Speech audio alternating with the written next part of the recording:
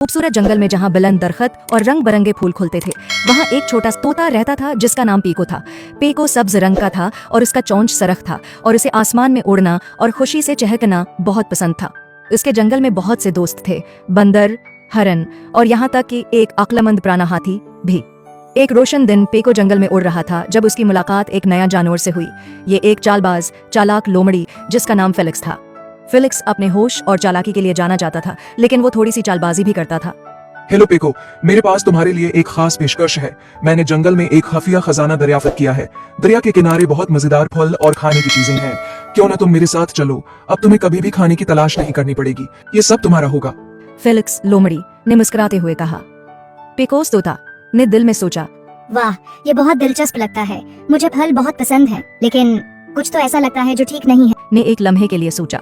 उसने अपने वालिदैन की बातें याद की जो हमेशा कहते थे कि अजनबियों की पेशकशों पर शक करना चाहिए जो बहुत अच्छी लगती हूँ। इसी दौरान पीको ने ऊपर से एक नरम आवाज सुनी।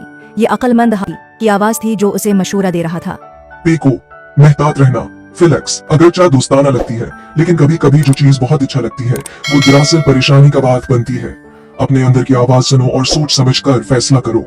तोता ने हाथी का शुक्रिया अदा किया और फैसला किया कि वो फेलिक्स पीछे नहीं जाएगा। वो जंगल में उड़ता रहा, लेकिन अब वो अपने फैसलों में ज्यादा मेहतात था। जैसे ही पीको तोता उड़ता रहा, उसने देखा कि फेलिक्स लोमड़ी बंदरों के गरुआ के पास जा रहा था और उन्हें भी वही खजाना दिखाने की बात कर रहा था। कुछ ही देर बाद जंगल के जानवरों ने कुछ अजीब देखा। वो जगह जहाँ फेलिक्स लोमड़ी ने खजाने का वादा किया था, वहाँ कुछ भी नहीं था। न फल, न खाने की चीजें, बस एक जाल था जो जानवरों को फांसने के लिए बिछाया गया था। पीको ने फख्र से कहा, मैं खुश हूँ कि मैंने फेलिक्स के जाल में नहीं फंसाया। मैंने अपनी जबलत पर एतमाद किया और अक्लमंद हाथी की नसीहत पर अमल किया।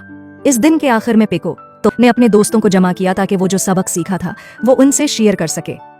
कभी कभी चीजें बहुत दिलचस्प लगती हैं, लेकिन जरूरी है कि हम सोच समझकर फैसला करें। हमेशा अपनी अंदर की आवाज पर आत्माद करो और इन लोगों से मशूरा लो जो तुम्हारी फिक्र करते हैं। जब कोई चीज बहुत अच्छी लगे तो समझ लो कि शायद वो हकीकत नहीं है। और इस तरह पीको जंगल में अक्लमंद जानवर के तौर पर जाना जाने लगा, जो सबको सही फैसले करने की याद दहानी कराता था। कहानी का सबक, हमेशा अपनी जबलत पर आत्माद करो और फैसले करने से पहले सोच समझकर अमल करो। Thanks for watching. Don't forget to subscribe our channel and press the bell icon.